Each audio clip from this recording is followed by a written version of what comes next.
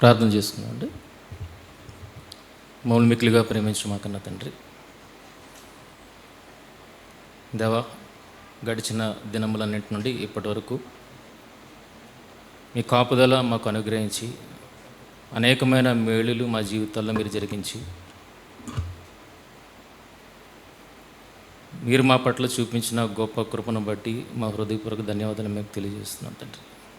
నిన్నటి దినమున జరిగిన కార్యక్రమంలో మీరు తోడుగా ఉండి మీకు మహిమకరముగా కార్యాన్ని జరిగించుకున్నారు, అందుని బట్టి వందనాలు.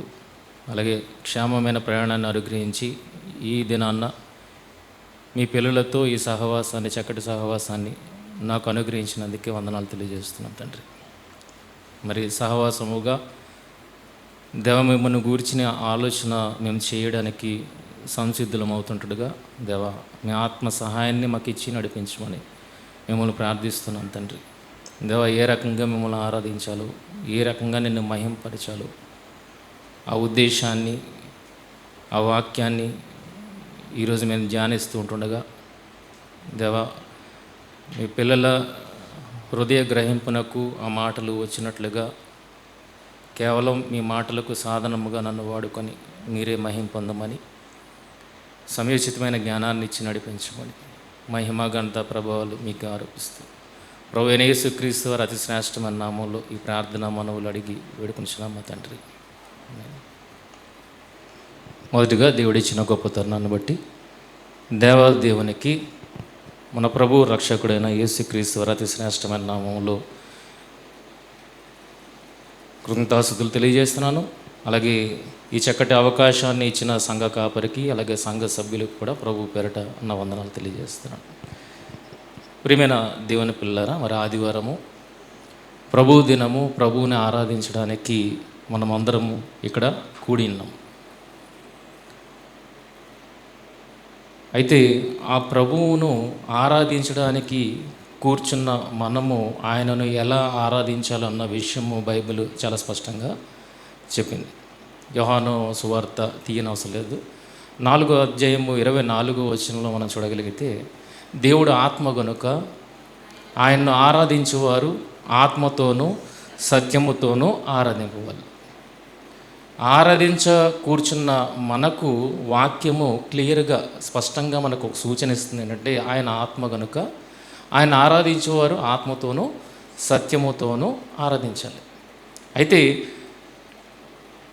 ఆయన మాటలు, ఆయన ఇక్కడ ఏమని చెప్పబడుతుందంటే దేవుడు ఆత్మ గనుక ఆయనకంటూ ఆకారము లేదు, ఆకారాన్ని బట్టి ఆరాధించడానికి. ఎందుకు ఈ మాట రాయించాడు అనేది మీరు అర్థం చేసుకోగలుగుతారు. ఆయన ఆత్మ గనుక ఆకారం లేదు కనుక ఆకారాన్ని బట్టి ఆరాధించడానికి అది లోకరీతిన అది సరిపోదు. మరి ఆత్మ అయిన ఆయనను ఎలా ఆరాధించాలి అంటే ఆత్మతోనూ సత్యముతోనూ అన్నమాట మనకి అర్థమైంది, రాయించిన మాట అర్థమైంది. అయితే మనలో ఉన్న పరిశుద్ధాత్మ సత్యమై ఉన్న వాక్యాన్ని మనకు అర్థం చేయించడానికి ప్రయత్నం చేస్తున్నాడు. అలా అర్థమైన రీతిలో మనము ఆయన్ను ఆరాధించగలుగుతాం కదండి. మనలో ఉన్న పరిశుద్ధాత్మ ఈ సత్యవాక్యాన్ని ఎలా అర్థం చేసుకోవాలో ఆ రీతిని మనకి బోధిస్తున్నారు. అలా అర్థం చేసుకున్న దాన్ని బట్టి మనం ఆ తండ్రిని ఎలా ఆరాధించాలన్న విషయము స్పష్టత వస్తుంది. అయితే వాక్యాన్ని చదువుతున్న మనము అన్నీ తెలిసినట్లుగానే, వాక్యంలో అన్నీ అర్థమైపోయినట్లుగానే, లేకపోతే వాక్యంలో పరిశుద్ధాత్మ ప్రేరణతో వాడబడిన పదాల అర్థాలు తెలిసినట్లుగానే ఈరోజు మనము ముందుకు చదువుకొని వెళ్ళిపోతున్నాం. ఇంకా చెప్పాలంటే ఓవర్లుక్లో వెళ్ళిపోతున్నాం. చదువుతున్నాం కాదనట్లేదు, కానీ ఆత్మ ఏమి అర్థం చేయించాలనుకుంటున్నాడో దాన్ని మనం ఓవర్లుక్ చేసి వెళ్ళిపోతున్నాం. మరి అలా ఓవర్లుక్ చేస్తే ఆత్మతోనూ సత్యముతోనూ ఆ తండ్రిని ఆరాధించాలి అన్నప్పుడు వాక్యాన్ని ఓవర్లుక్ చేస్తే ఆయన ఆరాధించే విధానం తెలుస్తుందా మనకి? తెలుస్తుందా? తెలీదు కదా. కనుక ఆరాధించ కూర్చున్న మనము ఆయన్ను అర్థవంతంగా ఆరాధించాలి. అలా అర్థవంతంగా ఆరాధించాలంటే బైబిల్లో పరిశుద్ధాత్మ ప్రేరణ ద్వారా పొందుపరచబడిన పదాల యొక్క అర్థము మనకు తెలియాలి. అర్థం మనకు తెలియకపోతే ఆయన్ని ఆరాధించడం ఎలాగో తెలియదు. సింపుల్గా చెప్పచ్చు కదా. అర్థం తెలియకపోతే ఆరాధించే విధానము తెలీదు. కనుక వాక్యములో ఉన్న ప్రతి పదానికి ఒక అర్థం ఉంది. ఆ అర్థాన్ని నిజంగా మనం తెలుసుకోగలిగితే ఆయన్ని ఎలా ఆరాధించాలన్న విషయం కూడా మనకి బోధపడుతుంది. అయితే ఈరోజు ఈ సమయాన్ని మనము ఒక విషయాన్ని తెలుసుకోండి, ఒక పదం యొక్క అర్థాన్ని తెలుసుకోవడానికి మనం ప్రయత్నం చేద్దాం. తద్వారా దేవుడు ఏమై ఉన్నాడో, మనల్ని ఏం అవ్వమంటున్నాడో, మనల్ని ఎలా ఆరాధించమంటున్నాడో ఆ విషయం చాలా స్పష్టంగా మనకి అర్థమవుతుంది. అయితే మిమ్మల్ని అందరికీ ఒక ప్రశ్న అడుగుతున్నాను, చూడండి. రోమిలికి రాసిన పత్రిక 4వ అధ్యాయము 3వ వచనం. రోమిలికి రాసిన పత్రిక 4వ అధ్యాయము 3వ వచనం. లేఖనం ఏమి చెప్పుచున్నది? అబ్రహాము దేవుని నమ్మెను, అది అతనికి నీతిగా ఎంచబడు. అబ్రహామునకు అది నీతిగా ఎంచబడు. నీతి అంటే మీనింగ్ తెలుసా? నీతి అంటే మీనింగ్ తెలుసా మనకి? కానీ చాలా సందర్భాల్లో నీతి అనే పదం ఉంటుంది, మనం అర్థమైపోయింది అనుకున్నట్లుగానే వెళ్ళిపోతాం. కానీ నిజంగా నీతి అంటే మీనింగ్ చెప్పగలుగుతారా? కనుక అబ్రహాము దేవుని నమ్మెను, అది అతనికి నీతిగా ఎంచబడ్డం. నీతి అనేది ఎంచబడుతుంది అని అంటున్నాడు.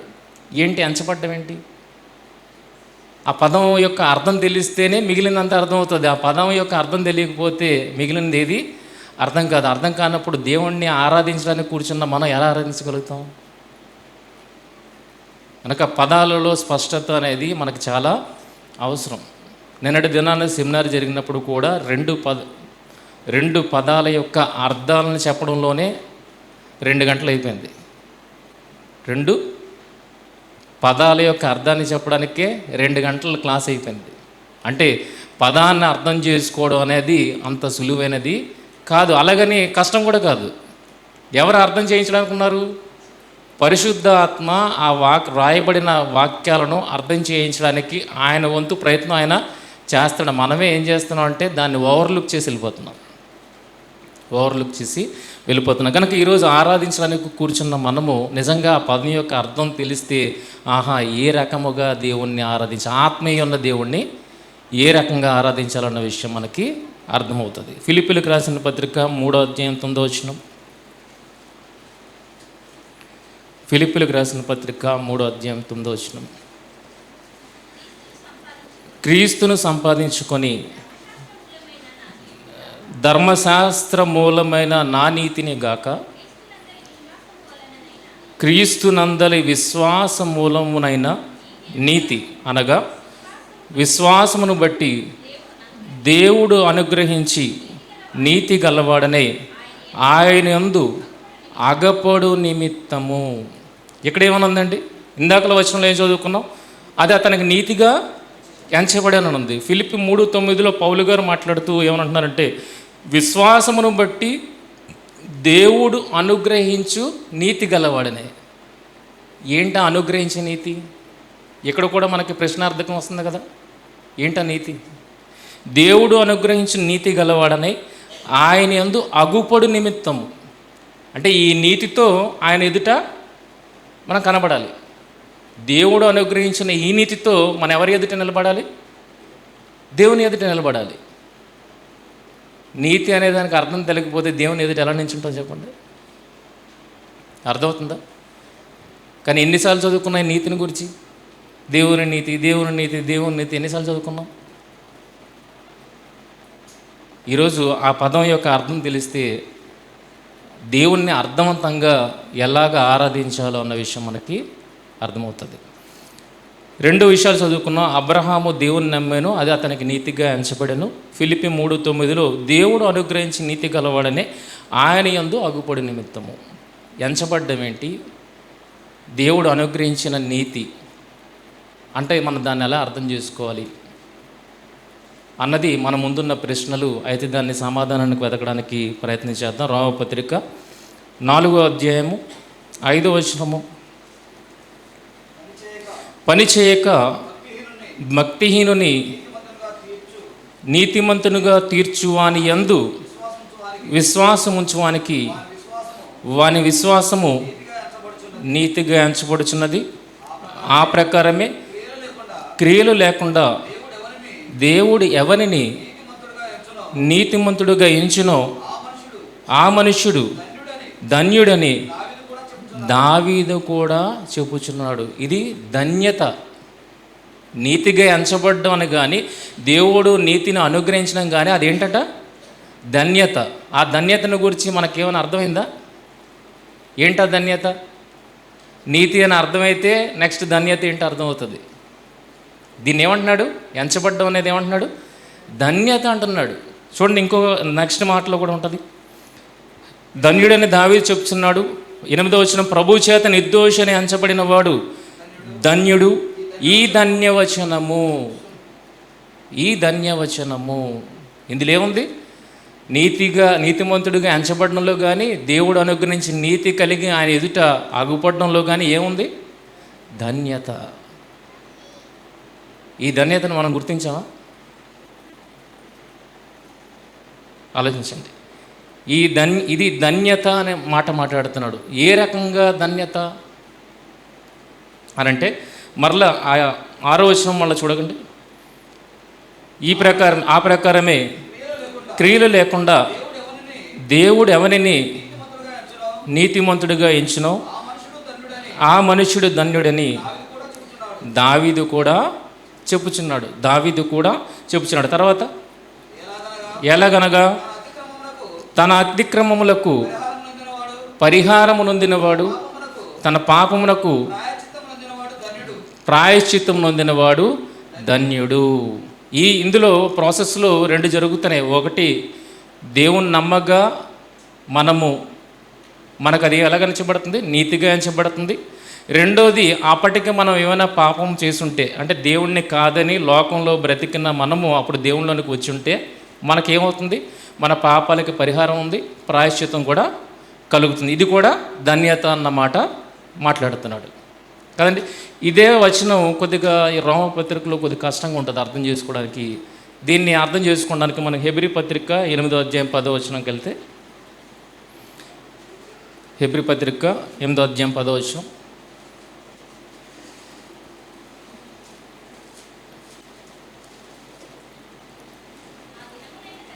ఆ దినములైన తరువాత ఇజ్రాయేల్ ఇంటి వారితో నేను చేయబో నిబంధన ఏమనగా, వారి మనస్సులో నా ధర్మ విధులను ఉంచెదను, వారి హృదయముల మీద వాటిని వ్రాయుదును, నేను వారికి దేవుడినే యందును, వారు నాకు ప్రజలే యందురు. దగ్గరికి ఏమైనా అర్థం ఏంటట్లు కనబడుతుందా? రోమపత్రికలో మనం ఏం చేస్తాం? దావీదు గారు ఏమన్నారు అన్న 7వ వచనం చదవండి అన్న. దావీదు గారు ఏమన్నారు? ఎలాగనగా తన అతిక్రమములకు పరిహారము నొందినవాడు, తన పాపమునకు ప్రాయశ్చిత్తం నొందినవాడు ధన్యుడు. ఇప్పుడు అదే ప్రాసెస్ ఇక్కడ జరుగుతుంది కదండి. హెబ్రీ 8:10లో ఏమనంటున్నాడు? నేను చేయబో నిబంధన ఏదనగా, అబ్రహాంతో కూడా దేవుడు నిబంధన చేశాడు. అలాగే మనతో కూడా దేవుడు నిబంధన చేస్తాడు. వారి మనసులో ధర్మ విందులు ఉంచేదను, వారి హృదయం మీద వాటిని రాసేద్దను, నేను వారికి దేవుడే ఎందును, వారు నాకు ప్రజలే ఎందురు. నెక్స్ట్ వచనం చదవండి. వారిలో ఎవడును ప్రభువును తెలుసుకొనడని తన పట్టణస్థునికైనను తన సహోదరునికైనను ఉపదేశం చేయుడు. వారిలో చిన్నలు మొదలుకొని అందరూ నన్ను తెలుసుకొందురు. నేను వారి దోషముల విషయమై దయగలిగి వారి పాపములను ఇకను ఎన్నడూనూ జ్ఞాపకము చేసుకొననని ప్రభువు సెలవిచ్చుచున్నాడు.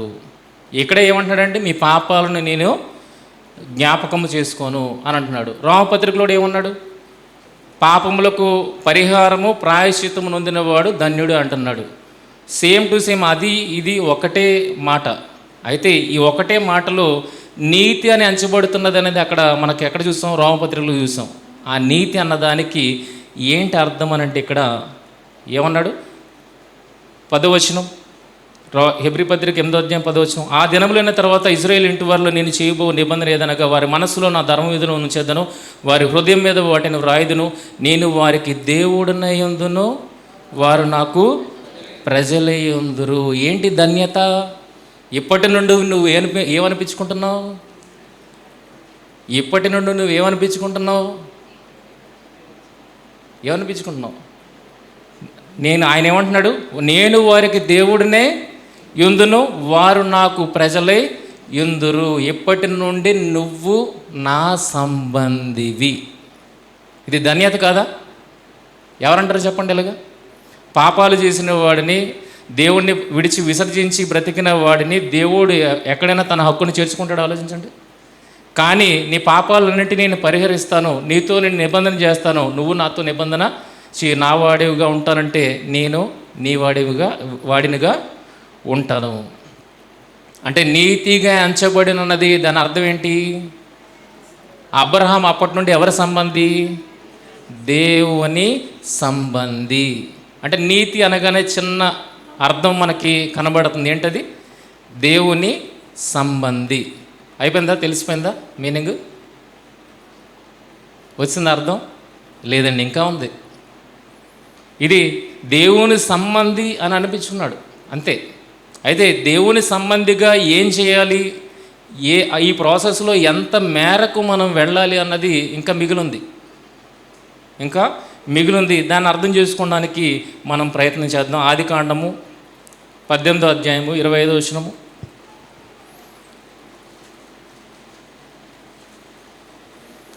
ఆదికాండము 18వ అధ్యాయం 25వ వచనము. ఆ చెప్పున చేసి దుష్టులతో కూడా నీతిమంతులను చంపుట నీకు దూరమవునుగాక, నీతిమంతుని దుష్టునితో సమముగా ఎంచుట నీకు దూరమవునుగాక అని అబ్రహాము గారు దేవుణ్ణి వేడుకుంటున్నారు. సొదొమ గొమొర్రా నాశనము చేస్తానన్న విషయాన్ని ఎప్పుడైతే అబ్రహాము గారి దగ్గర ప్రస్తావించారో అప్పుడు అబ్రహాము గారు దేవుడికి బ్రతిమలాడుతున్నారు. ఏమనంటే నీకు ఏమన్నది 25వ వచనంలో? దుష్టులతో కూడా నీతిమంతులను చంపుట నీకు దూరమవునుగాక, నీతిమంతుని దుష్టునితో సమముగా ఎంచుట నీకు దూరమవునుగాక. అందుకే అబ్రహాము గారికి ఏమర్థమైంది? ఇదిగో ఈ రకముగా దుష్టులతో నీతిమంతులను చంపుట నీకు దూరమవునుగాక, నీతిమంతుని దుష్టులతో సమముగా ఎంచుట నీకు దూరమవునుగాక అని మాట్లాడుతున్నారంటే అబ్రహాము గారికి నీతిమంతుడు ఎవరో తెలుసు, దుష్టుడు ఎవరో తెలుసు. మనకి తెలీదు. ఎవరికి తెలీదు? ఆ నీతి అన్న దానికి మనకే మీనింగ్ తెలీదు. అయితే 1 యోహాను పత్రిక 5:18 చూడగలిగితే, 1 యోహాను పత్రిక 5:18 మనం చూడగలిగితే, మనము దేవుని సంబంధులమనియు దేవుని మూలముగా పుట్టి ఉన్నవాడెవడును పాపం చేయడని ఎరుగుదుము. దేవుని మూలముగా పుట్టినవాడు తన్ను భద్రం చేసుకును గనుక దుష్టుడు వారిని ముట్టడు. మనము దేవుని సంబంధులమనియు లోకమంతయు దుష్టుని యందున్నదనియు ఎరుగుదుము. మనం ఎవరండి? నీతిమంతులు ఎవరు? దేవుని సంబంధులు. లోకమందున్నది ఎవరు? దుష్టుని సంబంధులు. ఇప్పుడు అబ్రహాము గారు ఆనాడు దేవుణ్ణి బ్రతిమలాడి వేడుకుంటున్న మాటలో ఏం కనబడుతుంది మనకి? ఎవరిని ఎవరితో సమముగా ఎంచొద్దంటున్నాడు? నీ సంబంధులను దుష్టుని సంబంధులతో సమముగా ఎంచక, నీ సంబంధులను దుష్టులతో పాటు చంపుట నీకు దూరం అవునుగాక. క్లారిటీ ఉంది అబ్రహాం గారికి. నీతి అనగా ఏంటనేది అబ్రహాం గారికి క్లారిటీ ఉంది కనుక ఇప్పటివరకు తెలుసుకున్న దాన్ని బట్టి నీతిగా ఎంచబడిన అనగానే, దేవుడు అనుగ్రహించిన నీతి అనగానే, నీతి అన్నదానికి ఏం మీనింగ్ వస్తుంది? దేవుని సంబంధి, దేవుని సంబంధి. ఓకేనా? ఇప్పుడు మనం ముందుకెళ్తాం. యోహాను సువార్త 8వ అధ్యాయము మన కళ్ళ ముందు ఉన్నాయండి.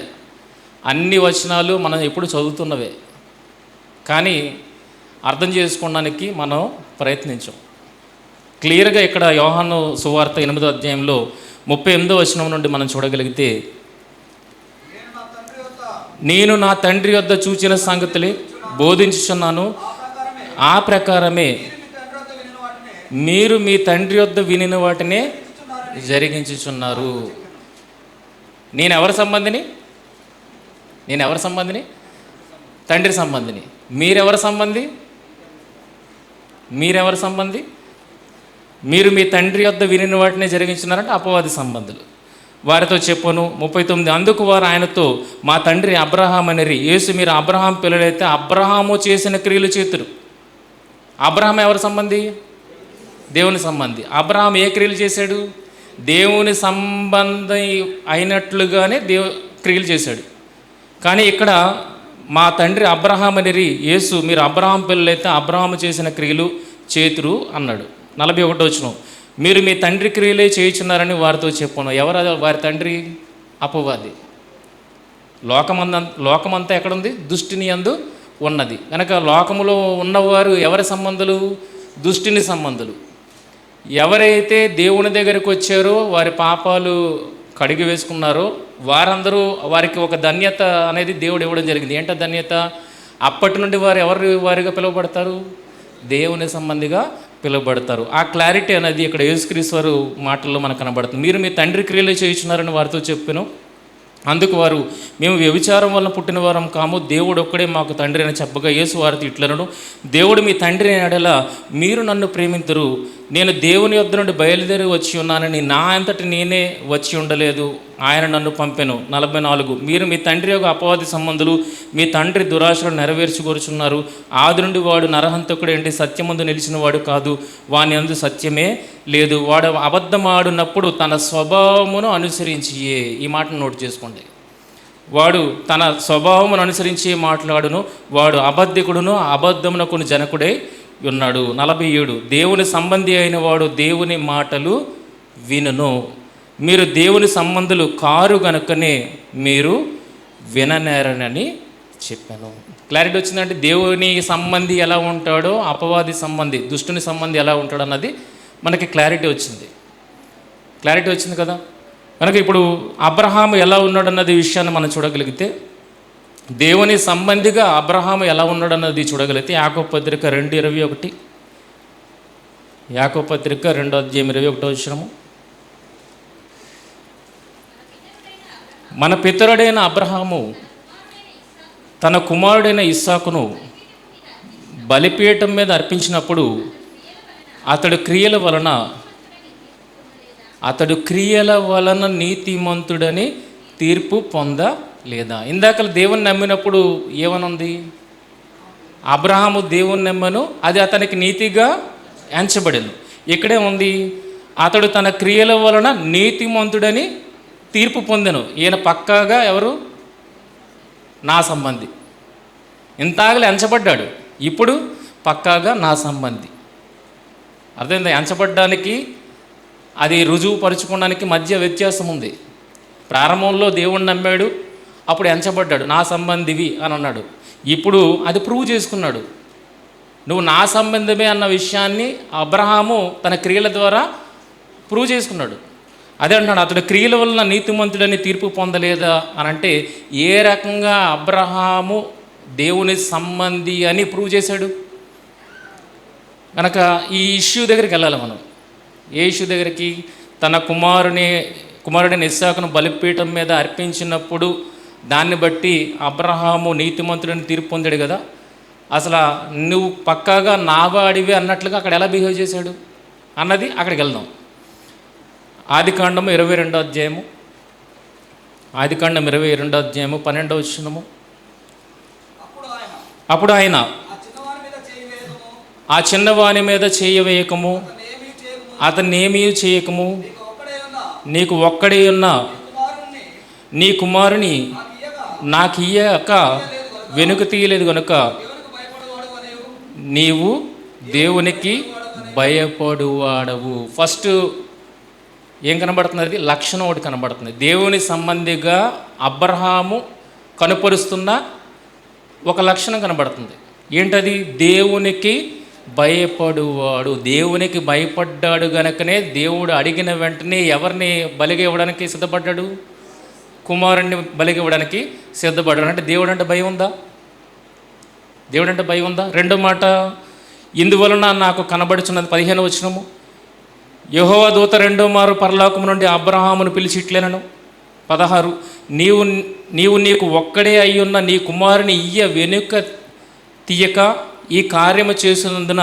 18వ వచనం, మరియు నీవు నా మాట వినినందున. భయపడ్డాడు, మాట విన్నాడు. భయపడ్డాడు, మాట విన్నాడు. ఇందాకలు అన్నారు మేము అబ్రహాం సంతానం ఉన్నారు. అబ్రహాం సంతానం అయితే అబ్రహాం చేసినట్లుగా మీరు చేయాలి కదా అన్నాడు. అబ్రహాము దేవుని సంబంధి. దేవుని సంబంధిగా ఎలాగున్నాడు? ఆ దేవునికి భయపడిన వాడిగా ఉన్నాడు, ఆ దేవుని మాటకు లోబడిన వాడిగా ఉన్నాడు. అంటే దేవుని సంబంధి అనిపించుకోవడం తర్వాత ఏం వెళ్ళాలి? నెక్స్ట్ లెవెల్కి వెళ్ళాలి మనం. నెక్స్ట్ లెవెల్ ఏంటి? ఆ దేవునికి మనం భయపడాలి, ఆ దేవుని మాటకు మనము ఖచ్చితంగా లోబడాలి అన్న విషయం మనకి అర్థమవుతుంది. కనుక ఇది ఎలా ప్రూవ్ అయింది? ఆయన నీతిమంతుడు అన్న విషయం ఎలా ప్రూవ్ అయింది? క్రియల ద్వారానే ప్రూవ్ అయింది. అలాగే యేసుక్రీస్తు వారు కూడా ఈ భూమి మీదకి వచ్చినప్పుడు ఆయన దేవుని సంబంధాన్ని సమాజానికి తెలియపరచడానికి ఆయన ఏమని చెప్పుకున్నాడంటే, తండ్రి యొద్ద నుండి పంపబడిన వాడను నేను అని చెప్పుకున్నాడు. నమ్మలేదు. నేను చెబుతున్న మాటలను బట్టైనా నన్ను నమ్మండి, నేను తండ్రి యొద్ద నుండి వచ్చాను, తండ్రి సంబంధిని అని. లేదా నా ద్వారా జరుగుతున్న క్రియలను బట్టైనా నన్ను నమ్మండి. ఏమని నమ్మాలి? నేను దేవుని సంబంధినని. అదే కండి, నేను చెబుతున్న మాటలు బట్టైనా నన్ను నమ్మండి. నేను పైనుండి వచ్చేవాడను, నా అంతటి నేను రాలేదు, దేవుడు పంపగా వచ్చిన వాడను అన్న విషయాన్ని మీరు నా మాటల ద్వారా నమ్మాలి. లేదు కాదు అని అనుకున్నారు అనుకోండి, నా ద్వారా జరుగుతున్న క్రియలు అది తండ్రి వలన జరిగితే కానీ నా వలన జరగట్లేదు, నా క్రియల వల్ల అయినా నన్ను నమ్మండి. నేను ఎవరి సంబంధిని? దేవుని సంబంధిని. అలాగే అబ్రహాము గారు కూడా తనను ప్రూవ్ చేసుకున్నాడు. ఈయన దేవుని సంబంధి అని ఎలాగ అవుతాడు అన్నది ఆయనకు భయపడడం ద్వారా, ఆయన మాటను కాదనకుండా ఉండడం ద్వారా, అడిగిన వెంటనే రాత్రి అడిగాడు, తెల్లవారిన అర్పించడానికి ఆయన వెళ్ళిపోయాడు. అంటే వెనుక తీయక, అంటే దేవుని నేను మాట నెరవేర్చడానికి ముందున్నాడు. దేవుని మాటను నెరవేర్చడానికి విన్నాడు, భయపడ్డాడు, దాన్ని నెరవేర్చడానికి ముందున్నాడు అన్న విషయం మనకి అర్థమవుతుంది. దేవుని సంబంధి దగ్గర నుండి ఎక్కడికి వచ్చాము ఇప్పుడు? దేవుని మాటకు లోబడాలి, విధేయుడు అవ్వాలి, దేవునికి భయపడాలి, చెప్పినది చేయడానికి సిద్ధపడాలి. వచ్చిందా? నీతి అన్న దానికి మీనింగ్ వచ్చిందా? లేదు, ఇంకా రాలేదు, ఇంకా ఉంది. సంఖ్యాకాండము 25వ అధ్యాయము, సంఖ్యాకాండము 25వ అధ్యాయము 10వ వచనం నుండి. అప్పుడు యెహోవా మోషేకు ఇలా ఆజ్ఞ ఇచ్చెను, యాజకుడైన అహరోను మనుమడును ఎలియాజరు కుమారుడునైన ఫినెహాసు వారి మధ్యను నేను ఓర్వలేని దానిని తాను ఓర్వలేకపోవటం వలన ఇజ్రాయేలు మీద నుండి నా కోపమును మళ్ళించెను గనుక నేను ఓర్వలేకయుండియు ఇజ్రాయేలును నశింపజేయలేదు. కాబట్టి నీవు అతనితో ఇట్లనుము, అతనితో నేను నా సమాధాన నిబంధనను చేయుచున్నాను, అది నిత్యమైన యాజక నిబంధనగా అతనికిని అతని సంతానమునకును కలిగి ఉండును. యాలనగా అతడు దేవుని విషయమందు ఆసక్తి గలవాడే ఇజ్రాయెల్ నిమిత్తము ప్రాయశ్చిత్తము చేసాను. ఈ సందర్భం మనందరికీ తెలుసు. బయల్పెయోరు దగ్గర వీళ్ళు మోయాబీరు అండర్తో వ్యభిచారానికి ఇజ్రాయేలీలు సిద్ధపడినప్పుడు ఒకడు వచ్చి తన గుడారములో ఒక వ్యభిచార స్త్రీని తీసుకుని వచ్చి వ్యభిచారం చేస్తున్నప్పుడు ఫీనెహాసు యాక్షన్లోనికి వచ్చేసాడు. ఎంత ముందుగా యాక్షన్లోనికి వచ్చాడంటే ఇంకా దేవుడు ఇంకా కలగజేసుకోవడానికి ప్రయత్నం చేయలేదు. ఎందుకంటే దేవుడు ఓర్వదగినది, అది ఇంకా ఓర్వదగని స్థితిలోనే దేవుడు ఉన్నాడు. కానీ దేవుడి కన్నా ముందే ఎవరు వచ్చారు? ఫీనెహాస్ యాక్షన్లోనికి వచ్చాడు. ఏంటి యాక్షన్ అంటే, ఆయన దేవుడు ఏదైతే ఓర్వలేడో ముందే ఆయన దాన్ని ఓర్వలేని స్థితిలో ఉన్నాడు. అంటే దేవుని పట్ల ఎంత ఆసక్తి ఉన్నది అన్న విషయం మనకి ఇక్కడ అర్థమవుతుంది. దేవుడు ఓర్వలేనిది తాను కూడా ఓర్వలేకపోతున్నాడు. ఎప్పుడవుతుంది ఇది? దేవుని సంబంధి అయితేనే అవుతుంది, అంతే కదండి. దేవుడు ఓర్వలేనిది తానే ముందే ఓర్వలేక ఏం చేశాడంటే హతమార్చాడు. అది నేరంగా ఎంచబడలేదు, అది నేరంగా ఎంచబడలేదు. ఆయన చేసిన క్రియ నేరంగా ఎంచబడలేదు. ఆయనతో దేవుడు నిబంధన చేయడానికి రెడీ అయిపోయాడు. ఎలానగా అతడు దేవుని విషయమందు ఆసక్తి గలవాడే ఇజ్రాయెల్ నిమిత్తము ప్రాయశ్చిత్తము చేశాను. దాన్ని ఎలా ఎంచాడు? నేరంగా ఎంచలేదు, పాపానికి ప్రాయశ్చిత్తముగా ఎంచాడు. ఈ ఫీనెహాసు చేసిన ఈ ఆసక్తికరమైన చర్య ఎలా ఎంచబడింది? కీర్తనల గ్రంథము 106:30-31. కీర్తనల గ్రంథము 106:30-31. ఫీనెహాసు లేచి పరిహారము చేయగా ఆ తెగులు ఆగిపోయెను. నిత్యము తరములన్నింటను అతనికి ఆ పని నీతిగా ఎంచబడెను. ఏది నీతిగా ఎంచబడింది? దేవుణ్ణి గూర్చిన ఆసక్తి, దేవుడు ఓర్వలేనిది తాను కూడా ఓర్వలేక దేవుడి కంటే ముందుగానే చర్యను చేపట్టాడు. ఇది ఎలా ఎంచబడింది? నీతిగా ఎంచబడింది. నువ్వు పక్కాగా నా సంబంధివి. దేన్ని బట్టి? ఫీనెహాసు చేపట్టిన క్రియను బట్టి. ఎలా చేపట్టాడు? దేవుని కన్నా ముందుగా దేవుడు ఓర్వలేనిది తాను కూడా ఓర్వలేని వాడుగా ఉండి దేవుడి కన్నా ముందుగానే ఏం చేశాడు? ఆ పాపానికి ప్రాయశ్చిత్తాన్ని చేశాడు. పాపానికి ప్రాయశ్చిత్తాన్ని చేశాడు. పక్కాగా ఆ కార్యం ద్వారా ఏం ప్రూవ్ అయింది? ఫీనెహాసు దేవుని సంబంధి. అది ఎలా ఎంచబడింది? ఆయనకి నీతిగా ఎంచబడింది. క్యారెక్టర్ చూస్తున్నారా? ప్రతి లక్షణాన్ని చూస్తున్నారా? అబ్రహాం గారి విషయంలో చూసాం, ఫీనెహాసు విషయంలో చూసాం. ఇంకా నీతి అన్నదానికి సరైన ఎబ్రివేషన్ మనకి ఇంకా దొరకలేదు. అక్కడక్కడ పాయింట్స్ తీసుకుని వచ్చాం. ఇప్పుడు ఆ పాయింట్స్ అన్నింటిని బట్టి ఒక మీనింగ్ ఇవ్వగలుగుతామా? ఏంటన్నది మీనింగ్ ఇవ్వగలుగుతామా? దేవుని సంబంధాన్ని తెలుసుకున్నాం. దేవుని సంబంధిగా ఏ యాక్షన్స్ చేస్తున్నారన్నది మనకు అర్థమైంది. మొదటి దేవుని మాట వింటున్నారు, దేవునికి భయపడుతున్నారు, దేవునికి భయపడి ఇచ్చిన మాటకు వెనుక తీయట్లేదు. దేవుని కన్నా ముందుగానే ఆసక్తిని కనపరుస్తూ దేవుని ఓర్వలేనిది వారు కూడా సహించలేకపోతున్నారు. ఇవన్నీ కనబడుతుంది కదా. వీటన్నిటిని బట్టి ఒక మీనింగ్ ఇవ్వగలుగుతాం. నీతి అనగానే అది దేవుని సంబంధ ప్రారంభం. ఇంకా ఇవ్వలేము, కానీ ఇవ్వగలుగుతాం. ప్రస్తుతానికైతే అది మనకి అగమ్య గోచరంగా ఉంది కానీ దానికి ఖచ్చితంగా మీనింగ్ని అయితే ఇవ్వగలుగుతాం. వాక్యం దానికి మీనింగ్ ఇస్తుంది. చూడండి, యోహాను సువార్త 16వ అధ్యాయం. ఏంటా నీతి? యోహాను సువార్త 16వ అధ్యాయము 7-10 వచనాలు. అయితే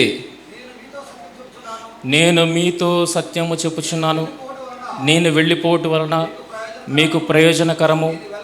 నేను వెళ్ళని ఎడల ఆదరణకర్త మీ వద్దకు రాడు. నేను వెళ్ళిన ఎడల ఆయన మీ వద్దకు పంపుదును. ఆయన వచ్చి పాపమును గూర్చియు నీతిని గూర్చియు తీర్పును గూర్చియు లోకమును ఒప్పుకొన జేయను.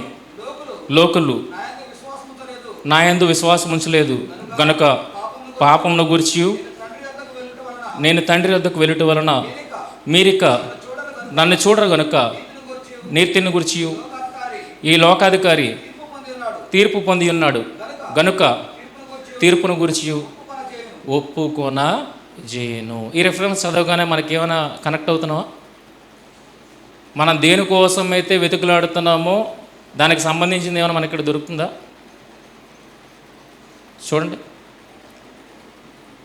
ఇది ఏ సందర్భం? యేసుక్రీస్తు వారు శిలువ మరణానికి ముందు తన శిష్యులతో మాట్లాడుతున్న సందర్భం. మిమ్మల్ని అనాథలుగా విడిచిపెట్టను, మీ కొరకు ఒక ఆదరణకర్తని పంపుతాను. ఆయన ఎప్పుడు వస్తాడంటే నేను వెళ్తేనే ఆయన వస్తాడు, నేను వెళ్ళకపోతే మీకు ప్రయోజనం ఏం కలగదు, నేను వెళ్తేనే మీకు ప్రయోజనము. ఆయన వచ్చి మీకు అన్నింటినీ బోధిస్తాడు అని మాట్లాడుతూ ఆయన మీ వద్దకు పంపుదును, ఆయన వచ్చి పాపమును గూర్చి నీతిని గూర్చి తీర్పును గూర్చి లోకమును ఒప్పుకొన చేయను. లోకులు నా యందు విశ్వాసం ఉంచలేదు గనుక పాపమును గూర్చి నేను తండ్రి వద్దకు వెళ్ళుట వలన మీరిక నన్ను చూడరు గనుక నీతిని గూర్చి. ఆదరణకర్త వచ్చి దేనికోసం చెప్తాడు? నీతిని గురించి చెప్తాడట. ఆ నీతిని గురించి చెప్తున్నప్పుడు అది ఎలాగా అని మాట్లాడుతూ నేను తండ్రి వద్ద వెళ్ళుట వలన మీరిక నన్ను చూడరు. యేసుక్రీస్తు వారు తండ్రి దగ్గరికి వెళ్ళిపోతారు, ఇంకా యేసుక్రీస్తు వారికి ప్రజలకి కనబడరు. మరి నీతి అంటే ఎలా తెలుస్తుంది? నీతి అంటే ఎలా తెలుస్తుంది అంటే ఏం చేయమంటాడంటే నన్ను చూడరు గనక నీతిని గూర్చి. నన్ను చూడరు గనక నీతిని గూర్చి అంటే నీతికి నిలువెత్తు నిదర్శనంగా ఎవరున్నారు? యేసుక్రీస్తు వారు. నేను కనబడను, కానీ నా నీతిని ఆయన చూపిస్తాడు. నా నీతిని ఆయన చూపిస్తాడంటే నీతికి నిలువెత్తు నిదర్శనంగా ఎవరున్నారు? ప్రభు అయిన యేసుక్రీస్తు వారు ఉన్నారు. ఆయనకు మించి ఇంకెవరు ఆ నీతి ఏంటి అనేది చూపించలేరు. కనుక యేసుక్రీస్తులో ఆ నీతిని చూడగలుగుతాం. ఇంతకీ యేసుక్రీస్తు వారు భూమి మీదకి వచ్చి ఏం చూపించారని నీతికి నిలువెత్తు నిదర్శనంగా ఆయన్నే చూపెట్టమంటున్నాడు అనంటే, మొదట దేవుని వాడు, దేవుని సంబంధి, దేవుని కుమారుడు, ఇవన్నీ మనకు తెలుసు కదా. క్రియలతో తాను దేవుని వాడనని కరుపరిచిన వాడు. క్రియలు చేశాడా లేదా? ఎవరు చేయలేని క్రియలు ఆయన చేశాడు. అవి ఎవరి వల్ల సాధ్యమంటే తండ్రి ఆయనకు తోడుగా ఉండి, తండ్రి హస్తం ఆయనకు తోడుగా ఉండబట్టే ఆయన ఆ క్రియలు చేశాడు అన్న విషయం కూడా ఆయన చెప్పాడు. కనుక క్రియలతో తాను దేవుని వాడనని కనుపరిచాడు. నిజ దేవుని వెంటాడిన వాడు కాదంటారా? ప్రతి విషయంలోనూ ఎవరి దగ్గరకి వెళ్ళి ఒపీనియన్ తీసుకొని ఆయన చేశాడు? ప్రతి రాత్రి వేళ దేవుని ప్రార్థన చేసి దేవుణ్ణి అడిగి దేవుని వేడుకొని నెక్స్ట్ చర్య ఏంటి అని చెబుతూ ఆయన దగ్గర నుండి పర్మిషన్ తీసుకొని ప్రతిదీ చేసినట్లుగా మనకు కనబడుతుంది. నేను నా ఇష్టంను నెరవేర్చుకున్నట్టుకు రాలేదు, నన్ను పంపిన వాని ఇష్టం నెరవేర్చుటకే నేను వచ్చి ఉన్నాను అంటే ప్రతి యాక్షన్ కూడా ఎవరిది? తండ్రిది. కనుక నిజ దేవుని వెంటాడిన వాడు, దేవునికి లోబడిన వాడు, ఆయన కుమారుడై ఉండి ఆయనకు విధేయత చూపించాడన్నమాట మనకు కనబడుతుంది. దేవునికి లోబడినవాడు, సత్యము పలికినవాడు, మేలు చేసినవాడు, కీడు తలపెట్టనివాడు, దుర్నీతిని ద్వేషించినవాడు, దేవుని ప్రకటించినవాడు, దేవుని యందు ఆసక్తి కలిగినవాడు. మొత్తంగా ఆయనలో ఏం కనబడుతుంది?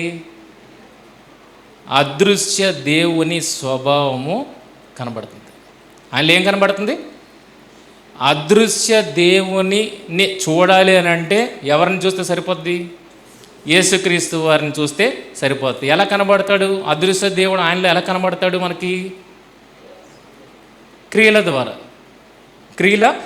అదే మొత్తంగా దేవ స్వభావమును ఆయన కనపరుస్తున్నాడు. దేవుడు ఏంటో ఆయన ప్రతిబింబింప చేశాడు. తన జీవితం ద్వారా దేవుడు ఏంటో అన్నది ప్రతిబింబింప చేశాడు.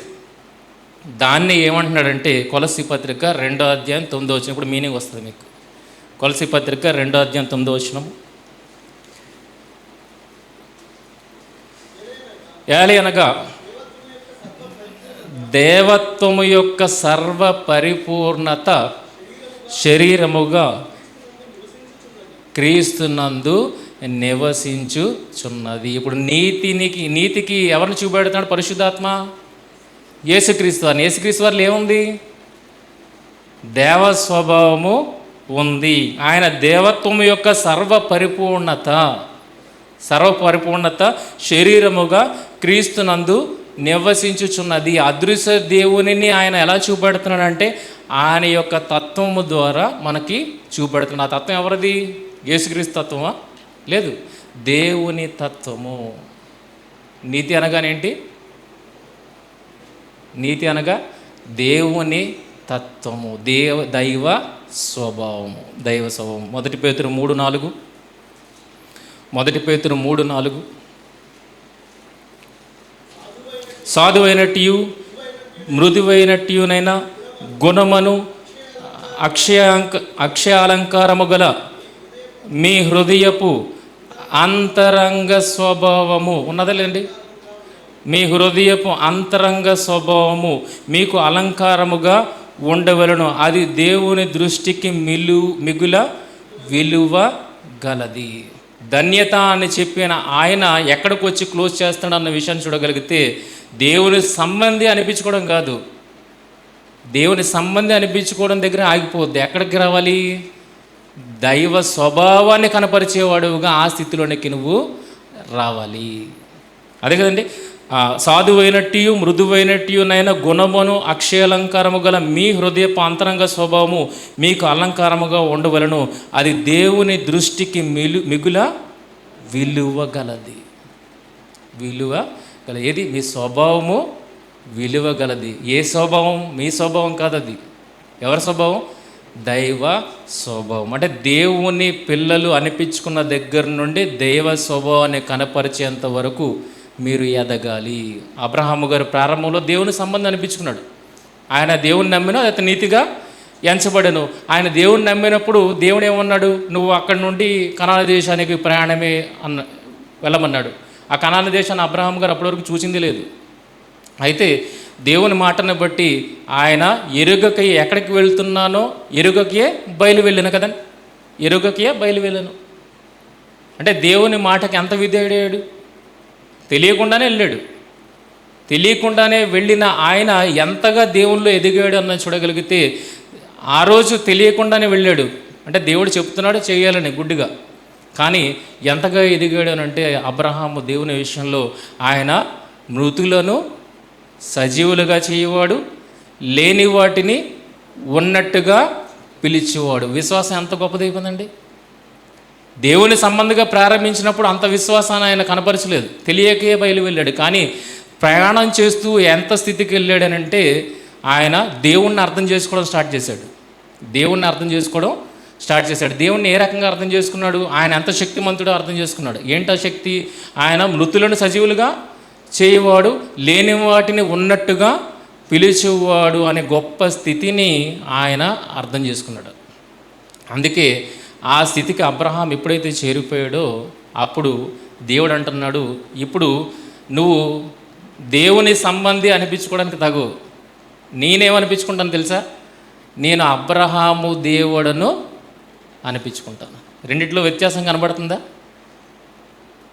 నువ్వు దేవుని సంబంధి, ప్రారంభంలో దేవుని సంబంధి, నా సంబంధివి నువ్వు అన్న దగ్గర నుండి అబ్రహాము ఏ స్థితికి వెళ్ళాడంటే దేవుడే చెప్తున్నాడు నేను ఆయన సంబంధిని. రివర్స్ అయింది చూసారా? దేవుడు రివర్స్ చేశాడంటే అబ్రహాము ఏ ఎత్తుకు ఎదిగాడు అన్నది మనకి అర్థం కావాలి. స్వభావం విషయంలో ఆయన ఎంత గొప్ప స్వభావం కలిగిన వాడు. ఇందాక చదివిన రెఫరెన్స్లోనే మళ్ళీ చూద్దాం. ఆదికాండము 18వ అధ్యాయము, ఆదికాండం 18వ అధ్యాయము 25వ వచనము. ఆ చెప్పున చేసి దుష్టులతో కూడా నీతిమంతులను చంపుట నీకు దూరమవును గాక, నీతిమంతుని దృష్టినితో సమానముగా ఎంచుట నీకు దూరమవును గాక, సర్వలోకమునకి తీర్పు తీర్చువాడు న్యాయం చేయడాన్ని చెప్పినప్పుడు, ఇది చదువుతున్నప్పుడు మనం ఎక్కడికి వెళ్ళిపోతామంటే, ఎక్కడికి ఇమ్మీడియట్గా కనెక్ట్ అయిపోతామంటే లోతు దగ్గరికి కనెక్ట్ అయిపోతాం. అవునా కదా? సొదొమ గొమొర్రాని దేవుడు నాశనం చేస్తున్నాడు అన్నప్పుడు అక్కడ అబ్రహాంతో ఈ విషయం చెప్పడానికి అక్కడ లోతు ఉన్నాడని, లోతుని బట్టి అబ్రహాము గారు దేవుణ్ణి వేడుకున్నారని మనం కనెక్ట్ అయిపోతాం. కానీ లోతు సంతానం ఎంతమంది అండి? లోతు సంతానం ఎంతమంది? సంతానం అంటే లోతు ఫ్యామిలీ ఎంతమంది? నలుగురు. కానీ ఈయన ఏమంటున్నాడు? 10 మంది ఉంటే నువ్వు పట్టణాన్ని కాపాడుతావా అన్న మాటను మాట్లాడుతున్నాడు. అంటే ఈ 10 మంది, లోతు ఫ్యామిలీలో 10 మంది లేరు కదండి. మరి ఎవరిని గురించి కూడా అబ్రహాం గారు ఆలోచిస్తున్నారో ఒకసారి ఆలోచించండి. మనం లోతు ఆయన మన అండర్స్టాండింగ్ని బట్టి ఆయన లోతుని గురించి ఆలోచిస్తున్నాడు అని అనుకుంటాం. కానీ ఆయన దైవ స్వభావంలోనికి వెళ్ళిపోయాడు. అక్కడ 10 మంది నీతిమంతులు ఉన్నా నువ్వు పట్టణాన్ని నాశనం చేయకూడదు. అబ్రాహామును బట్టి భూలోక వంశములన్నీ ఆశీర్వదింపబడును. దీనికి పైనే అబ్రహాముని నెరుగుదును అన్న మాట ఉంటుంది. అబ్రహాముని నెరుగుదును, ఆయన ద్వారా లోకములన్నీ ఆశీర్వదింపబడుతున్నప్పుడు ఆయన లోతును బట్టి ఆ పట్టణాన్ని కాపాడమన్న స్వార్థం అవుతుంది. అబ్రహాము కేవలం లోతును బట్టి ఆ పట్టణాన్ని కాపాడమని అడగడం స్వార్థం అవుతుంది. కానీ అబ్రహాం ఆశీర్వాదానికి కారకుడు ఉన్నప్పుడు దైవ స్వభావం ఎలా ఆలోచిస్తుంది చెప్పండి? కేవలం లోతుని బట్టి ఆలోచిస్తుందా, లేకపోతే నీతిమంతులను బట్టి ఆలోచిస్తుందా? అబ్రహాం ఎలా ఆలోచించాడు? దైవ స్వభావం కలిగిన వాడుగా ఆలోచించాడు. పట్టణం నాశనం చేయడం చాలా సింపుల్, కానీ అందులో నీతిమంతులు ఉంటే గనక ఆ పట్టణం నిలబడాలని దేవుడు ఎలాగైతే ఆశపడ్డాడో అబ్రహాము కూడా అలాగే ఆశపడ్డాడు. ఓకే, 10 మంది అన్నావు కదా, లాస్ట్ ఫైనల్ అర్థమవుతుందా? అబ్రహాము తన స్వభావాన్ని ఎంత గొప్పగా ఎదిగించుకున్నాడో అని చూడగలిగితే దేవుని స్వభావానికి తగ్గట్టుగా ఆయన తన్ను తాను ఎంచుకున్నాడు అన్న విషయం, ఆ స్థితికి వెళ్ళాడు అన్న విషయం మనకి అర్థమవుతుంది. అందుకే దుష్టులతో కూడా నీతిమంతులు చంపుట నీకు దూరమవును, నీతిమంతుని దుష్టులతో సమముగా ఎంచుట నీకు దూరమగును, సర్వలోకమునకు తీర్పు తీర్చివాడు న్యాయము చేయడా అని చెప్పినప్పుడు కేవలం లోతు విషయంలో అక్కడ న్యాయం చేయమని చెప్పట్లేదు. ఎవరి విషయంలో న్యాయం చేయమని చెప్తున్నాడు? అక్కడ నిజంగా నీతిమంతులు 10 మంది ఉంటే, లోతు కాదు, ఆయన దృష్టిలో లోతు కాదు, ఆయన దృష్టిలో ఎవరున్నారు? నీ సంబంధులు ఎవరైనా ఉంటే అక్కడ, నా సంబంధులు కాదు, అబ్రహాము నా సంబంధులు కాదు, ఎవరి సంబంధులు? నీ సంబంధులు, నీతిమంతులు, నీ సంబంధులు అక్కడ 10 మంది ఉన్నా నువ్వేం చేయకూడదు? పట్టణాన్ని నాశనం చేయకూడదంటే అబ్రహాము ఏ స్వభావానికి రీచ్ అయిపోయాడో ఒకసారి ఆలోచించండి. దేవుని సంబంధి దగ్గర నుండి ఎక్కడికి వెళ్ళిపోయాడు? దేవుడికి ఎలాంటి స్వభావం అయిందో అలాంటి స్వభావాన్ని కనపరిచే స్థితికి వెళ్ళిపోయాడు. అందుకే ఆయన గురించి ఒక చక్కటి మాట మనకి యాకోబు పత్రికలో కనబడుతుంది. చూడండి, చాలా చక్కటి మాట. మనం ఇప్పటివరకు దాన్ని అర్థం చేసుకోలేదు.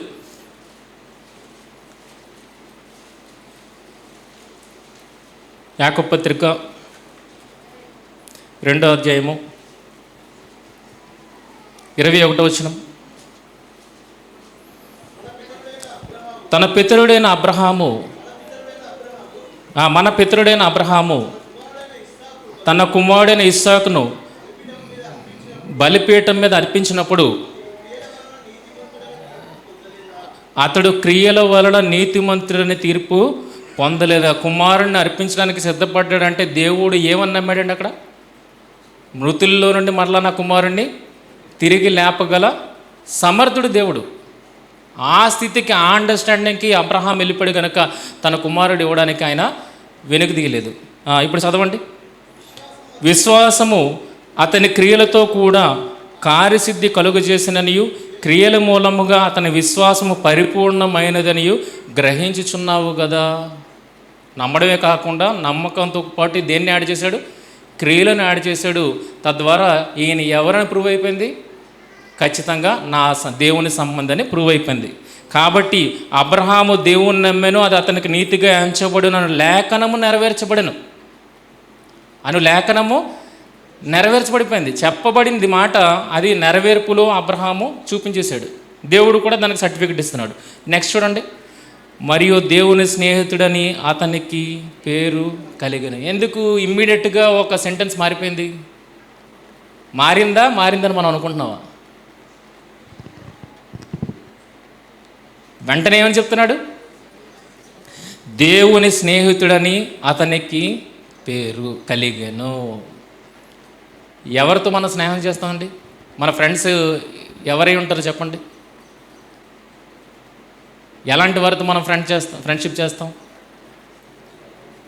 మన మనస్తత్వానికి తగ్గట్టుగా, మన ఆలోచనలకు తగ్గట్టుగా ఎవరైతే ఉంటారో వారిని మనం ఫ్రెండ్స్ చేసుకోవడానికి ట్రై చేస్తాం, ప్రయత్నిస్తాం, వాళ్ళే మన ఫ్రెండ్స్ అవుతారు. అంటే నీ స్వభావానికి మ్యాచ్ అయ్యే ఇంకో స్వభావం కలిగిన వాడు, మ్యాచ్ అయ్యే స్వభావం కలిగాడు నీ ఫ్రెండ్, నీ స్నేహితుడు కదా. ఇప్పుడు అబ్రహాము దేవుని స్నేహితుడు అంటే ఎవరితో మ్యాచ్ అయ్యాడు? స్వభావ విషయంలో దేవుని స్వభావముతో అబ్రహాము తన స్వభావాన్ని మ్యాచ్ చేసుకున్నాడు కనుక అబ్రహాముని దేవుడు ఏమంటున్నాడు? ఏమని పేరు కలిగిందట?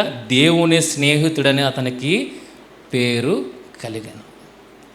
ఎంత గొప్ప స్థితికి వెళ్ళిపోయాడండి. దీన్ని ఏమంటున్నాడు? నీతి. నీతిలో ఏం కనబడుతుంది? దైవ సంబంధి ప్రారంభం, చివరికి దైవ స్వభావానికి మనం చేరాలి. దేవుని సంబంధం అనిపించుకోవడం చాలా సులువు, అందులో చేయాల్సింది ఏమీ లేదు. బాప్తిజం తీసుకొని నీటిలో మునిగి నమ్మితే అక్కడ దేవుని సంబంధిగా ఎంచబడతావు. కానీ దేవుని సంబంధం నుండి దైవ స్వభావానికి నువ్వు ఎదగాలి అంటే మధ్యలో చాలా ప్రాసెస్ ఉంది. ఆయన మాటకు లోపడాలి, ఆయనకు భయపడాలి, ఆయనకు విధేయత చూపించాలి, ఆయన చెప్పిన వెంటనే వెనక్కి తీయకుండా ముందుకు వెళ్ళాలి, ఆయనకన్నా ముందుగా పరిస్థితులను బట్టి రియాక్ట్ అవ్వాలి. ఆలోచిస్తున్నారా?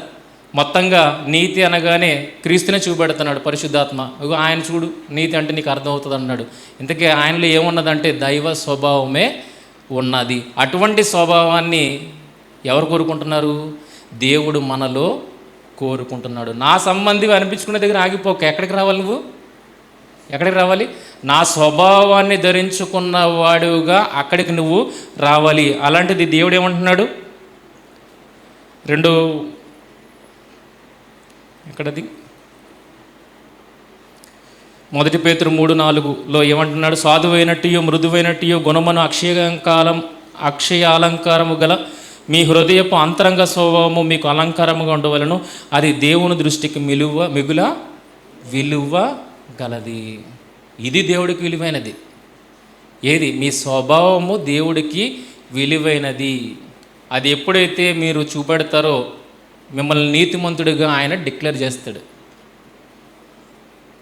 నీతిమంతుడిగా ఆయన డిక్లేర్ చేస్తాడు. నీతిమంతుడు అని అంటే ఏంటి? దాని అర్థం దైవ స్వభావము కలిగిన వాడు అని మీరు ఇప్పుడు మీనింగ్ రాసేసుకోవచ్చు. నీతిమంతుడు ఎవరు? దైవ స్వభావాన్ని కనుపరిచేవాడు నీతిమంతుడు. యేసుక్రీస్తు నీతిమంతుడా కాదా? ఆయన నీతిమంతుడి అన్న ప్రకారము ఆయనలాగా బ్రతికిన వారిని ఏమని పిలుస్తున్నాడు? నీతిమంతులుగా అగునట్లుగా ఆయన చూస్తున్నాడు. యేసు నీతిమంతుడు అయిన ప్రకారము మనల్ని కూడా నీతిమంతులు అవ్వడానికి ఆయన తిరిగి లేచాడు అన్న మాట కూడా ఉంటుంది. ఇంకా ఆయనలో చూడడం కాదు, అది ఎక్కడ కూడా చూడాలి? మనలో కూడా చూడాలి. ఆ నీతి అనేది మనలో కూడా దేవుడు కనపరచాలని ఆశపడుతున్నాడు. ఇప్పుడు చూడండి, కీర్తన 11:7. కీర్తన 11:7 ఇది చదువుతున్నగానే మీకు మీరు ఒక ప్రశ్న రావాలి. మనం నీతిమంతులు అవ్వడం బాగానే ఉంది, మనం దేవుని నమ్మేము, దేవుని మాట అనుసారంగా నడుచుకున్నాం, మనం నీతిమంతులు అయ్యామంటే అర్థం ఉంది. కానీ ఇక్కడ కీర్తన 11:7 ఏమంటున్నాడు చూడండి. యెహోవా నీతిమంతుడు, ఆయన నీతిని ప్రేమించువాడు, యథార్థవంతులు ఆయన ముఖ దర్శనము చేసెదరు. యెహోవా నీతిమంతుడు ఏంటండి? మనం నీతిమంతులు అన్న అర్థం ఉంది. యెహోవా నీతిమంతుడు ఏంటి? ఆయన ఎవరు నమ్ముకున్నాడు? ఆయన ఎవరు నమ్ముకున్నాడు? బాగానే చెప్పారు ఆన్సర్. దానియేలు గ్రంథము 9:7. ముగింపులోకి వెళ్ళిపోదాం. దానియేలు గ్రంథము 9:7.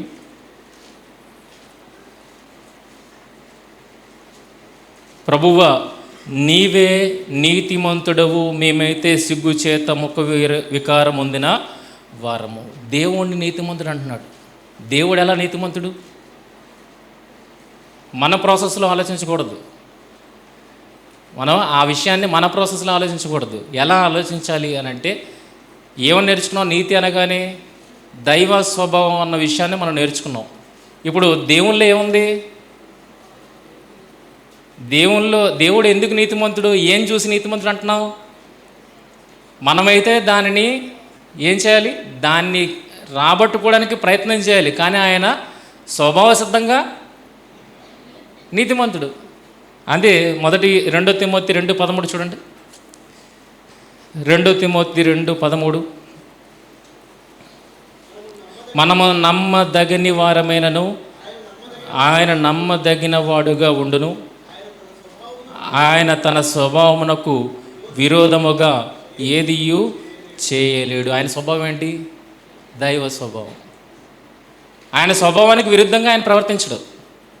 అందుకే కిందన పుట్టినోట్లో చూడండి, ఆయన తన్ను తాను ఎరుగా నానలేడు. పుట్టినోట్లో ఉందా? ఆయన తన్ను తాను ఎరుగా నానలేడు అంటే చెప్పిన మాట ప్రకారం చేసేవాడు, మాట తప్పేవాడు కాదు. ఆయన స్వభావానికి విరుద్ధంగా వెళ్ళేవాడు కాదు. అయ్యి ఈ మాట నేనే అన్నానా అన్నట్టుగా ఆయన ఇప్పుడు ప్రవర్తించడు. కనుక ఆయనలోనే ఏం కనబడుతుందంటే దైవ స్వభావం కనబడుతుంది. కనుక ఆయన ఇన్బిల్ట్గా ఏంటి? నీతిమంతుడు. దేవా నీవే నీతిమంతుడు అని ఎలా కనగలుగుతున్నావు? ఆయన స్వభావాన్ని బట్టి. ఆ స్వభావం ఎప్పటికీ మారదు. కనుక ఆయన స్వభావాన్ని బట్టి నీతిమంతుడైతే మిమ్మల్ని నీతిమంతులుగా చూడాలనుకుంటున్నాడంటే మీలో ఏం రావాలి? ఆ స్వభావము రావాలని దేవుడు ఆశపడుతున్నాడు. 2 పేతురు 1:4 2 పేతురు 1:4 ఆ మహిమ గుణాతిశయములను బట్టి ఆయన మనకు అమూల్యములను అత్యధికములైన వాగ్దానములను అనుగ్రహించినాడు. దురాశను అనుసరించడం వలన లోకముందున్న భ్రష్టత్వమును ఈ వాగ్దాన మూలములుగా మీరు తప్పించుకొని దేవ స్వభావమునందు పాలివారగునట్లు వాటిని అనుగ్రహించను. కన్క్లూజన్ ఇది. ఎందులో పాలివారం అవ్వాలి మనం? దేవ స్వభావములో పారివారము అగునట్లు. దీన్నే దేవుడు అనుగ్రహించు నీతి. ఈ నీతితో ఎవరి ఎదుట మనం నించోవాలి? ఫిలిప్పీ పత్రిక 2:9 చదువుకున్నాం కదా. ఈ నీతితో ఎవరి ఎదుట నించోవాలి? దేవుని ఎదుట ఎవరు నించోగలుగుతారు? ఆయన స్వభావం కలిగిన వాడే ఆయన ఎదుట నించోగలుగుతాడు తప్పితే విరుద్ధమైన స్వభావం కలిగిన వాడు ఆయన దరిదాపుల్లో కూడా ఉండడు. అదెవరు? దుష్టుని సంబంధి. దుష్టుడు ఆయన ఆగమన ప్రకాశము చేత నాశనం అయిపోతాడు. మరి ఆయన ఎదుట నిలవగలిగేది ఎవరు? ఆయన లాంటి స్వభావాన్ని కనపరిచేవారే ఆయన ఎదుట నిలవగలుగుతారు. అనగా దేవుడు అనుగ్రహించిన నీతితో ఆయన ఎదుట అగపడు నిమిత్తము పౌలు పరిగెడుతున్నాడు అన్న విషయం మనకు అర్థమైతే ఈరోజు మనం దేని కొరకు పరిగెట్టాలో ఆలోచించండి. దేని ప్రూవ్ చేసుకోవడం మనం పరిగెట్టాలి? దేవుని సంబంధి అనిపించుకోవడం చాలా సులువు, కానీ దేవుని స్వభావాన్ని మనలో ఇముడ్చుకోవడం అనేది చాలా కష్టము. దాని కొరకు మీరు పోరాటము చేయాలి. అలా మీరు నిల్చోబెట్టగలిగితే దేవుడు మనకి ముద్ర వేస్తాడు. ఏంట ముద్ర? ఈయన నీతిమంతుడు. ఈ నీతిమంతుడు. కనుక అబ్రహాము ఏ స్థితి నుండి ఏ స్థితికి వెళ్ళాడో మనం చూసాం. ఫినేహాసు ఎక్కడి నుండి ఎక్కడికి ట్రావెల్ చేసాడో మనం చూసాం. మనం ఎక్కడి నుండి ట్రావెల్ చేయాలి? మనం దేవుని సంబంధం అనిపించుకున్నాం, సంఘంలో కూర్చున్నాం, రైటే. ఇప్పుడు ఎక్కడికి వెళ్ళాలి మనం? ఆ స్వభావానికి, దైవ స్వభావానికి మనము రీచ్ అవ్వాలి. దైవ స్వభావము. ఇప్పుడు దేవుని ఎలా ఆరాధించాలి మనం? ఆత్మ గనుక ఆయనను ఆత్మతోనూ సత్యముతోనూ ఆరాధించాలన్నప్పుడు నీతి అన్న పదానికి అర్థం తెలియదు అనుకోండి, డెఫినేషన్ తెలియలేదు అనుకోండి, అసలు ఆరాధించగలుగుతామా? గనుకనే ఆత్మ సహాయముతో సత్యాన్ని అర్థం చేసుకుంటూ తద్వారా ఆయనను ఆరాధించేవారముగా మనము ఉండాలి. ఎందుకంటే ఆయన రూపం కలిగిన వాడు కాదు అర్థం చేసుకోవడానికి. ఆయన ఎవరు? ఆత్మ అయ్యున్నాడు. కనుక ఆయన్ని ఎలా గుర్తించగలుగుతాం? కేవలం స్వభావ లక్షణాలను బట్టే ఆయనను గుర్తించగలుగుతాం. యేసుక్రీస్తు లేడు కదా ఇప్పుడు ఫిజికల్గా, మరి ఆయన ఎలా గుర్తించగలుగుతాం? ఆయన దైవ స్వభావాన్ని ఏదైతే కనపరిచాడో క్రియల ద్వారా వాటిని బట్టి ఆయన గుర్తించగలుగుతాం. కనుక ఆత్మదేవుని ఎలా గుర్తించాలంటే ఆయన స్వభావాన్ని బట్టి గుర్తించాలి. ఇప్పుడు మిమ్మల్ని కూడా సమాజం గుర్తించాలి. ఈయన దేవుడి వారు అనే సమాజం గుర్తించాలంటే ఏం చూపెడతారు? మీ ఆకారాన్ని చూపెడతారా? మీ స్వభావాన్ని చూపెట్టారు. ప్రజల్లోనికి ఏం వెళ్ళాలి? మన ఆకారం కాదు, మన ఇమేజ్ కాదు వెళ్ళాల్సింది. ప్రజల్లోనికి ఏం వెళ్ళాలి? మన స్వభావము వెళ్ళాలి. దానికే సమాజము ఆకర్షితులు అవ్వాలి. ఓకేనా? ఇంత గొప్ప చర్య లేదా కార్యక్రమం అనేది మన ద్వారా జరగాలని దేవుడు ఎదురు చూస్తున్నప్పుడు అర్థమే తెలియకపోతే ఎప్పుడు రీచ్ అవుతాం ఆలోచించండి. అనక ప్రతి పదానికి చక్కటి అర్థము, వివరణ వాక్యంలో ఉంది. కనుక సందర్భాలను అర్థం చేసుకోవడానికి వెళ్ళిపోవాల్సిన అవసరం లేదు. మనం పదాలను అర్థం చేసుకోవడానికి వెళ్తే మన జీవితం ధన్యమైపోయినట్టే. ఎందుకంటే అన్ని పదాలు వాక్యంలో ఉన్నాయి. అన్నిటికీ మనకు మీనింగ్ తెలుసా? ఇప్పుడు నీతి అన్నదానికి మనం చూసి ఆలోచించాం, కష్టమే. నీతి అని అర్థం చేసుకోవడానికి ఎన్ని వచనాలను తిరిగేస్తే కానీ నీతికి మీనింగ్ రాలేదు. అలాంటివి అనేకమైన పదాలు ఉన్నాయి. అనేకమైన పదాలను అర్థం చేసుకోవాలంటే వాక్యం అంతా క్షుణ్ణంగా మనం చదవాలి. చదివితేనే కానీ ఒక పదానికి మీనింగ్ మనకి రావడం చాలా కష్టం. అందుకని నిన్నటి క్లాస్లో చెప్పిన 2 పదాలు చెప్పడానికి 2 గంటలు. ఇప్పుడు ఒక పదం మనం మాట్లాడుకున్నాం 3 గంటలు. అంటే ఒక పదానికి 1 గంట మనం కేటాయించగలిగితే అందులో డెప్త్ అనేది మనకి అర్థమవుతుంది. ఆ డెప్త్ ఎప్పుడైతే అర్థమవుతుందో దేవుణ్ణి ఆరాధించడం అలా అది కూడా మనకి అర్థమవుతుంది. ఓకేనా? ముగించుకుంటాం, ప్రార్థన చేస్తాం. మోహనోతుడైన మా తండ్రి, ఘనమైన శ్రేష్టమైన అతి పవిత్రమైన నామానికి వేలాది వందనాలు దేవా. మరి మీరే మాట్లాడి ఉన్నారని మేము నమ్ముతున్నాం తండ్రి. ఏదైతే మీరు మా నుండి ఆశిస్తున్నారో అట్టి స్వభావమును మేము కనపరిచే వారముగా అబ్రహాము మీ స్నేహితుడని ఎలాగా పిలిపించుకున్నారో అలాగే మేము కూడా దేవా మీ సంబంధులము, మీ వారము అని మమ్మల్ని మేము కనుపరుచుకునే స్థితికి మమ్మల్ని చేర్చమని మిమ్మల్ని ప్రార్థిస్తూ ప్రాధేయపడుతూ దేవా విత్తబడిన ప్రతి మాట మీ పిల్లల హృదయ గ్రహింపునకు వచ్చి దేవాది ఫలింపు దిశగా వెళ్ళుటకు సహాయం దయచేయమని మహిమ ఘనత ప్రభావాలు మీకు ఆరోపిస్తూ దేవ మమ్మల్ని మీ సిలువ చాటున మరుగుపరిచి మీరే మహిమ పొందమని మహిమ ఘనత ప్రభావాలు మీకు ఆరోపిస్తూ ప్రభువైన యేసుక్రీస్తు వారి అతి శ్రేష్టమైన నామములో ఈ ప్రార్థన మనవులు అడిగి వేడుకొనిచున్నాము తండ్రి. ఆమేన్.